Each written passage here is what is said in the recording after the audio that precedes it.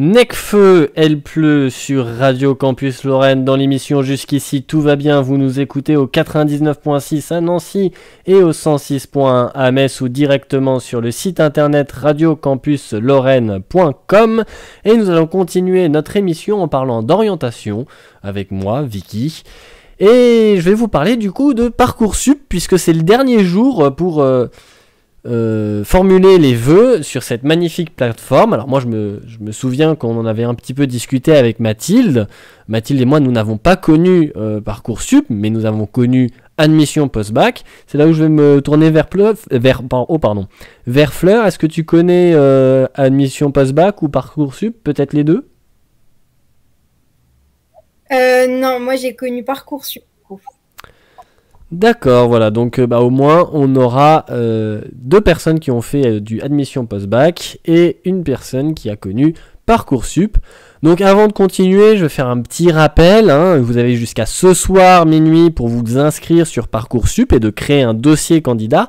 Sachez que le Parcoursup est ouvert, enfin le site Parcoursup est ouvert à tous, pour toutes les personnes souhaitant entrer dans une formation de type post-bac. Donc les plus connus sont des licences 1. Donc il faut simplement avoir un bac. N'importe quel bac, c'est une grande question. Dans la plupart des formations qui sont proposées, c'est le cas.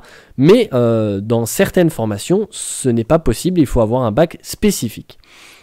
Les candidats peuvent formuler jusqu'à 10 vœux, plus 10 vœux supplémentaires pour des formations en apprentissage. Vous avez jusqu'au 8 avril pour finaliser vos demandes, c'est-à-dire pour envoyer le petit texte accompagnant votre candidature et les pièces qui doivent être ajoutées à votre dossier. Maintenant, une autre question, est-ce que pour vous, Fleur et Mathilde, c'est obligatoire de passer par Parcoursup pour intégrer une formation de type post-bac?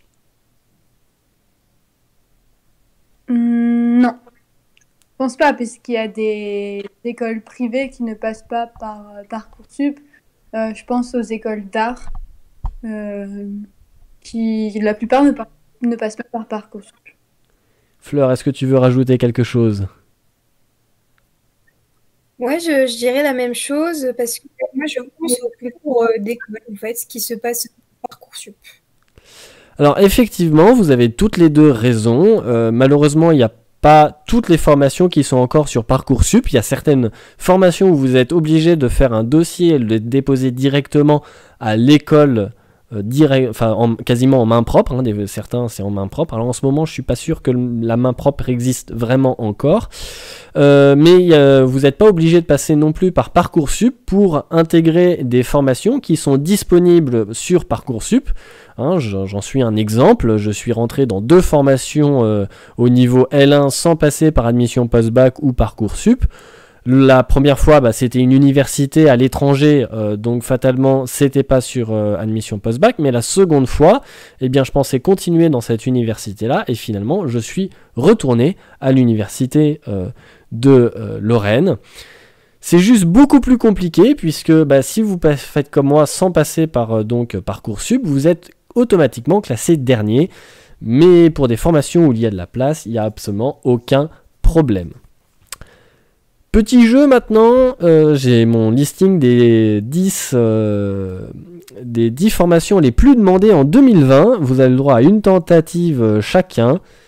La première, chacune, pardon. Et du coup, allez-y. Quelles sont vos propositions dans les 10 formations les plus demandées? Je pense, moi, qu'il y a médecine. PASS maintenant, ça s'appelle. Je dirais le classement juste après. Et Fleur?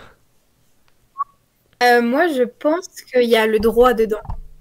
Ah ouais. Ah, vous avez toutes les deux raison, mais vous êtes loin de la première place. Non. En premier, c'est donc le diplôme d'état infirmier. En deuxième, c'est effectivement la PASS, donc parcours d'accès spécifique santé. En troisième position, nous avons la licence droit. Donc toutes mes félicitations, vous êtes toutes les deux dans le top 3. En quatrième, on a BTS Management Commercial Opérationnel. Cinquième, DUT Technique de Commercialisation. Sixième, DUT Gestion des entreprises et des administrations. Septième, classe prépa scientifique MPSI, donc maths, physique, sciences de l'ingénieur. Sa jumelle, la PCSI, physique, chimie, sciences de l'ingénieur. En 9e position, nous avons le BTS, négociation et digitalisation de la relation client. Et en 10e, c'était la licence économique et gestion. Si vous ne savez pas quoi faire, nous pouvons toujours garder les métiers les plus recherchés en 2020 sur la plateforme LinkedIn. C'est le plus gros réseau social professionnel actuellement. Donc je vais tout simplement les lister parce que c'est assez difficile de les trouver. Donc le premier, c'est délégué à la protection des données. Le deuxième, c'est ingénieur en intelligence artificielle. Troisième, agent immobilier. Comme quoi, il ne faut pas avoir des noms pompeux pour être dans le top 3 des métiers les plus recherchés. On a costumeur success spécialiste. Alors en traduction, j'ai trouvé assistance clientèle et gestion de la relation client. En 5e, nous avons community manager. En 6e, nous avons ingénieur en fiabilité de site, qui est aussi abrégé en SRE. Alors j'ai pas trouvé pourquoi c'était abrégé comme ça, mais voilà, c'est SRE.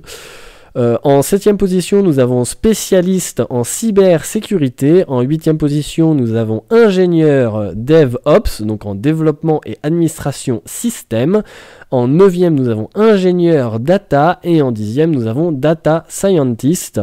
Donc sans grande surprise, c'est l'informatique et le web qui dominent actuellement le marché du travail.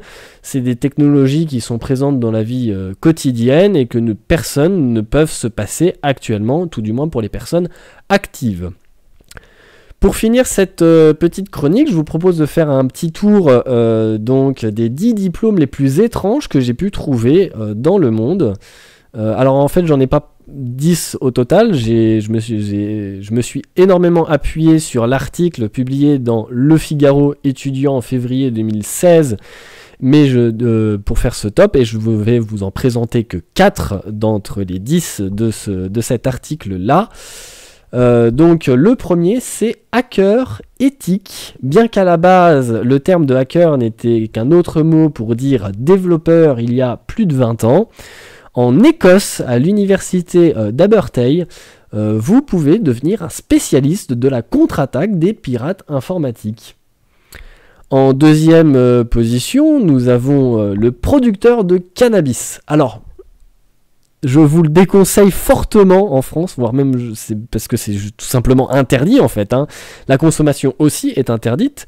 Cependant, en Californie, c'est absolument légal. Et il y a même une université, la Californie a plusieurs universités, mais il y a une université qui sort du lot, qui est vraiment spécialisée dans la production de cannabis, c'est l'université d'Amsterdam, qui possède tout simplement une formation énormément poussée dans ce domaine. Passons maintenant à la Belgique, il fallait bien qu'on retourne sur le continent et qu'on soit sur des formations francophone, puisque à l'université catholique de Louvain possède un bachelier, donc c'est l'équivalent d'une licence en histoire viking et scandinave, la seule formation francophone sur cette culture en Europe. Et nous finissons ce petit top 4 avec une spécialité française, cocorico, le pain. Allons donc étudier la gestion technologique boulangère qui se situe bien évidemment dans une belle capitale, celle du Royaume-Uni, j'ai nommé Londres. Alors oui, nous aurions pu attendre à ce qu'elle soit en France, mais nous ne pouvons pas avoir le monopole sur les processus de fabrication du marché de la boulangerie.